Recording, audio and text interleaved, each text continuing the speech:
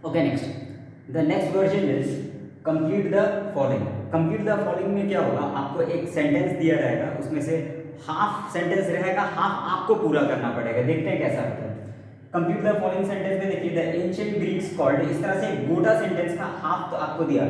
इसका टेक्निक यही है कि आपको एक ऐसा वर्ड ढूंढ के दिखाना जो कहीं नहीं है, बस एक जगह इसको इस्तेमाल हुआ। Number 1, number 2 point to be noted milord, ये जो लास्ट वर्ड है इसको भी ढूंढना पड़ेगा कि उस सेंटेंस में कहाँ लिखा हुआ है। देखिए मजा देखिए।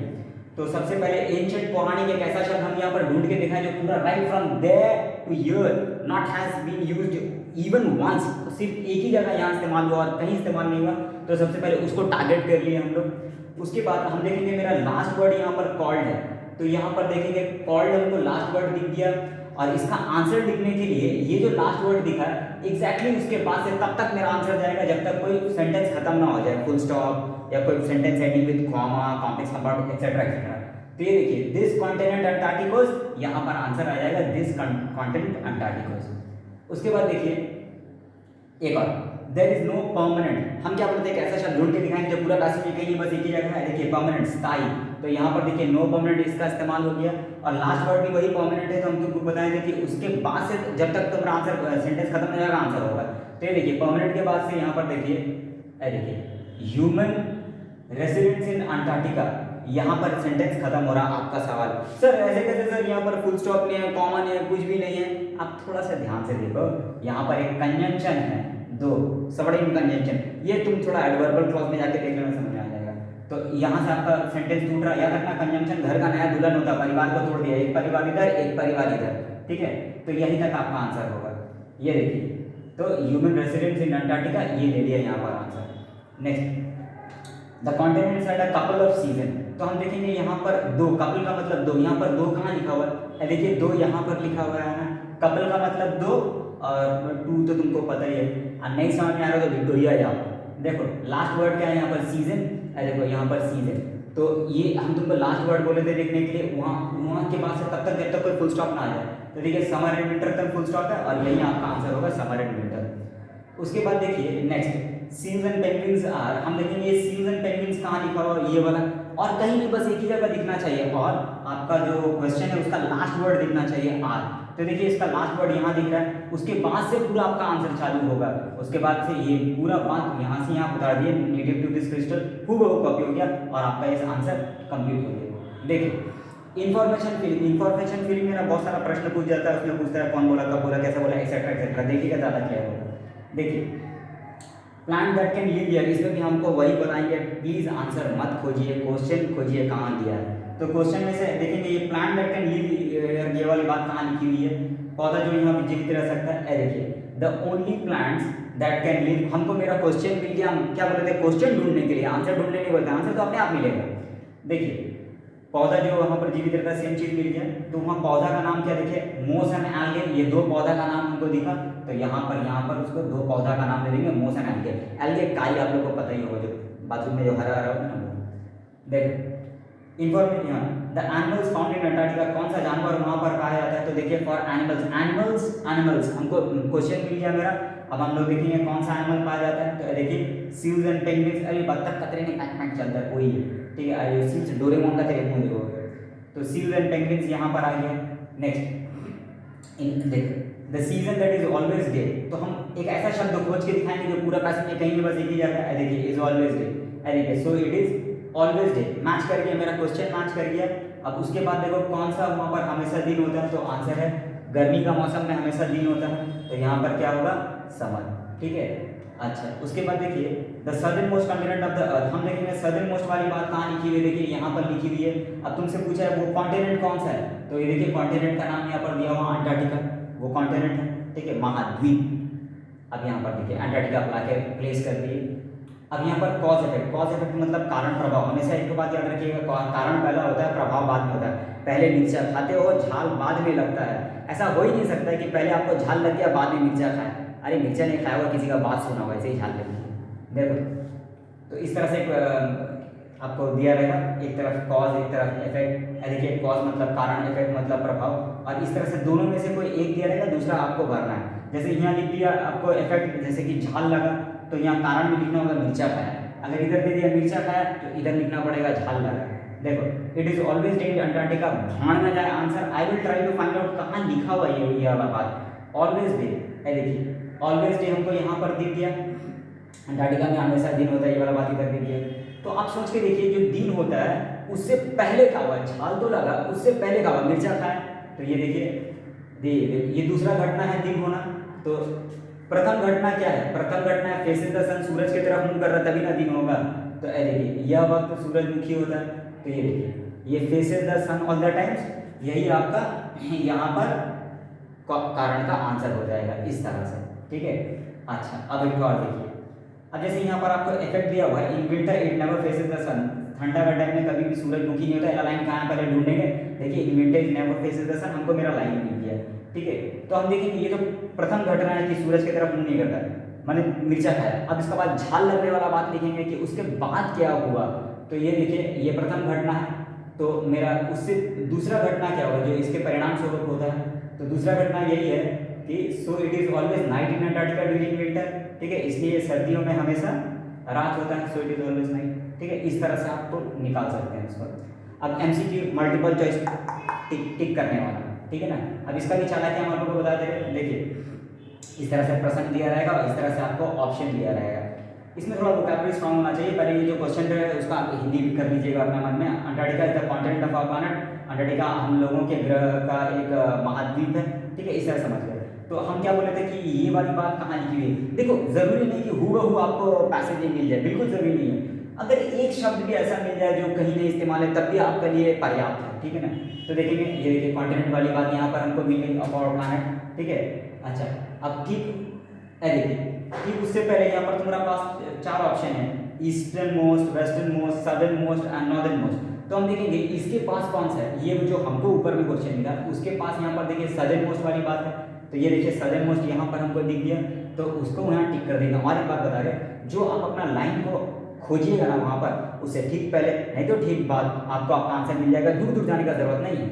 देखिए एक और, the continent has how many season, कितना सीजन है वहाँ पर ऑप्शन इस तरह से आपको दिया रहेगा। पहले ये वाला लाइन ढूंढिएगा कहाँ पर लिखा हुआ है। देखिए द कॉन्टिनेंट हैज कितना सीजन वाली बात दिख गई आपको। तो यहाँ पर देखिए 1 2 3 इस तरह से देखिए 2 सीजन आपको इशारा दे रहा है। तो यहाँ पर देखिए 2 आपको दिखा, तो ठीक आपको 2 में टिक करना है इस तरह से। उसके बाद देखिए many scientist stay there to study, ठीक है। तो हम ये वाली लाइन खोजेंगे कहाँ लिखी हुई है ये वाली लाइन, देखिए many scientist stay there for months, ठीक है, टू स्टडी। देखो स्टडी वाली बात हमको मिल गई वहाँ पर। तो वहाँ पर किस चीज़ की पढ़ाई होती है, बुशेस, आइस, सॉइल, पेंगुइन्स। तो बर्फ की पढ़ाई होती है, देखिए आइस यहाँ पर लिखा हुआ है और आइस आपके पास ऑप्शन में, तो यहीं पर आपको टिक कर देना है, इस तरह से होगा आपका। अच्छा, उसके बाद देखिए अंटार्कटिका वाज कॉल्ड अंटार्कटिकोस, भाड़ में जाए answer. I will look for the word where it is written अंटार्कटिकोस। हम देखेंगे ससुर अंटार्कटिकोस कहाँ लिखा हुआ, मिल गया मेरे को वहाँ पर। अच्छा, अब यहाँ पर ऑप्शन है ग्रीक, साइंटिस्ट, रेसिडेंट, सी। तो यहाँ पर देखेंगे ग्रीक का मेरे को बता रहा है कॉन्टिनेंट। अब देखिए यहाँ पर ग्रीक वाला लोग ढूंढ के दिखाया, तो यहाँ पर ग्रीक में हमको इस तरह से टिक करना है। अच्छा, उसके बाद देखिए in summer the part of the that faces the earth, ठीक है, सॉरी द सन। तो ईस्ट, वेस्ट, नॉर्थ, साउथ, पहले ये वाला लाइन ढूंढेंगे, that part of the earth, ठीक है, फेसेस द सन। हमको क्या मिला, हमको मेरा आंसर मिला नहीं, मेरे को क्वेश्चन मिल गया, हमको ऑप्शन चाहिए आसपास ही। तो ये देखिए उसका ईस्ट, वेस्ट, इस तरह से नॉर्थ है, तो उसके सामने का ऑप्शन देखिए यहाँ पर साउथ है, तो इसलिए हम लोग को यहाँ पर साउथ में टिक करना है, ठीक है।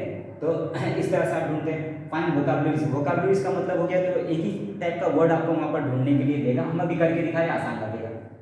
देखिए, और ये बता दें ये कम से कम 8 मार्क्स का आता है, 2-2 मार्क्स करके 4 वर्ड हम लोग पूछता है, ठीक है ना। और आगे भी आपको बहुत सारा काम में आएगा, तो ये वोकैबुलरी जाना जरूरी है। तो दोनों का मीनिंग एक होना चाहिए, समानांतर शब्द आपको दिखेगा वहाँ पर। देखिए यहाँ पर सेल्डम दिखा, ठीक है, सेल्डम का मतलब होता है मुश्किल से।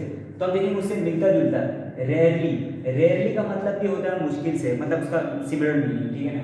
तो देखिए यहाँ पर आपको उसका पास में रेयरली लिखना है।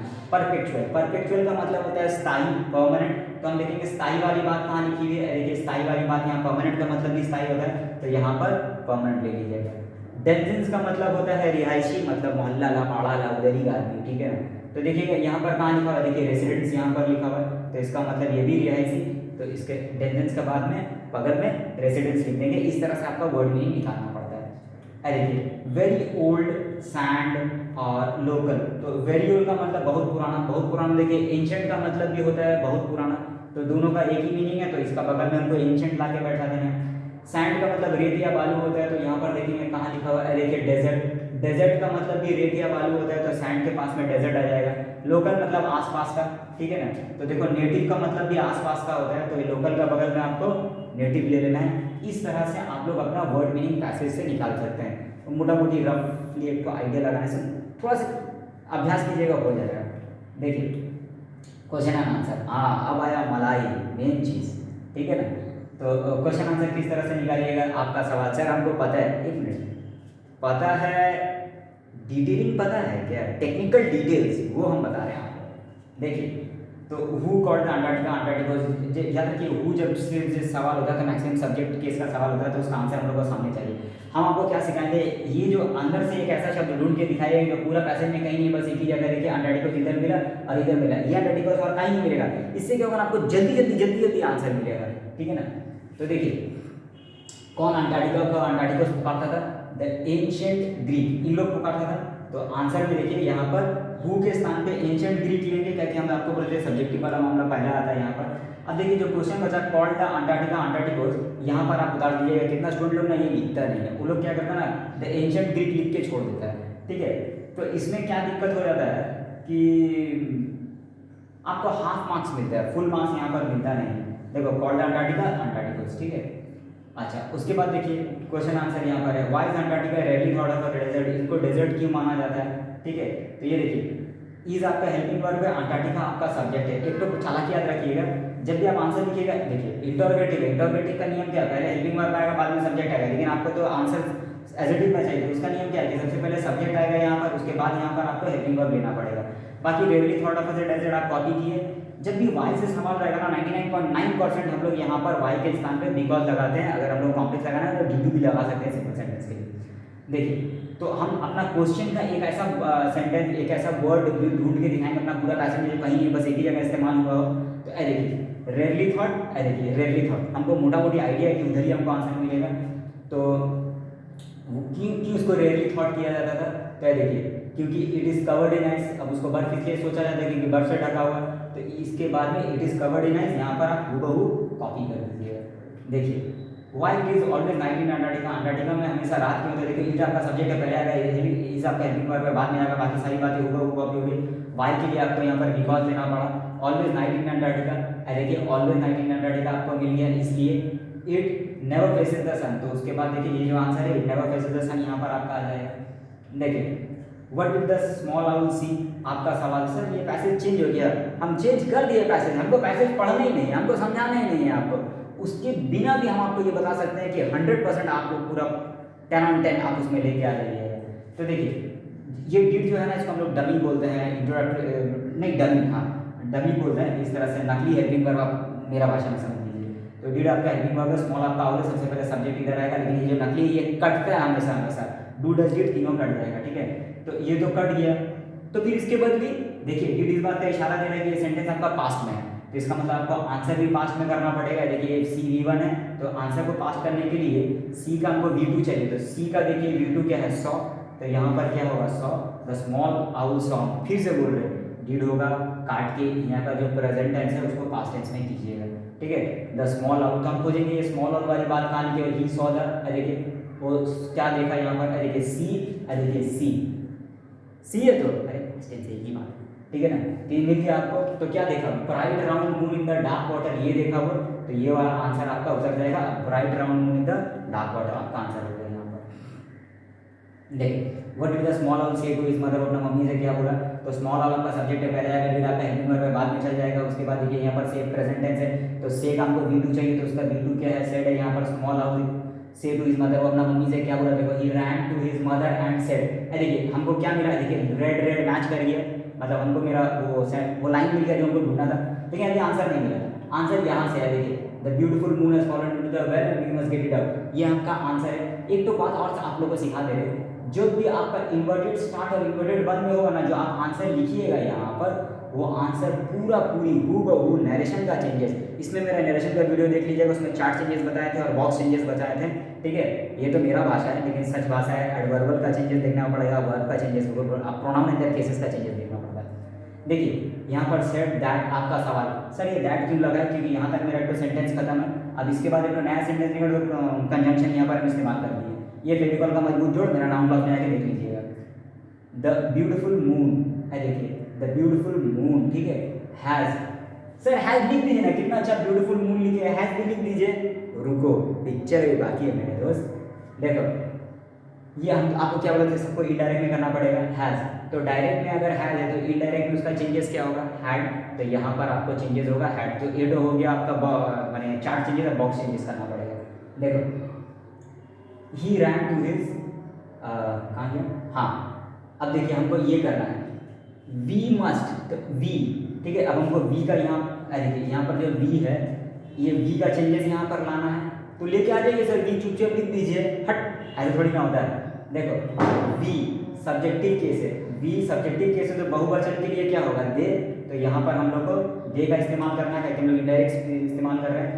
यही अब जो तुम थोड़ा देर पहले बोले थे, ये चार चेंजेस होता है, subjective case, adjective case, positive case, objective case, direction बोले थे, आप लोग नहीं समझिएगा, आप लोग जॉन्डिस केस, ठीक है। तो ये देखिए वी के लिए दे का इस्तेमाल हुआ, तो यहाँ पर दे कॉपी कर देंगे, मस्ट गेट इट आउट, यहाँ पर हूबहू कॉपी हो गया, ठीक है। ये रहा। अब पीडीएफ में अगर स्टूडेंट को भेजना है तो इस तरह से, ऑनलाइन तो अभी स्टार्ट नहीं किया पढ़ाना, ऑनलाइन पढ़ाएंगे तो फिर इस तरह से पूरा का पूरा करा के इस तरह से आप लोग को पीडीएफ भेज देंगे। देखिए फट फट करके पीडीएफ आपको मिलता रहेगा, ठीक है। और आप लोग बस आपका मौज ही मौज है, सब कुछ आसान हो गया, ठीक है। उम्मीद है मजाक मजाक में आप लोग समझे होंगे, और क्या बोलेंगे, जो बोलना था तो पट पट करके बोला था, और क्या बोलेंगे। Okay bye, take care.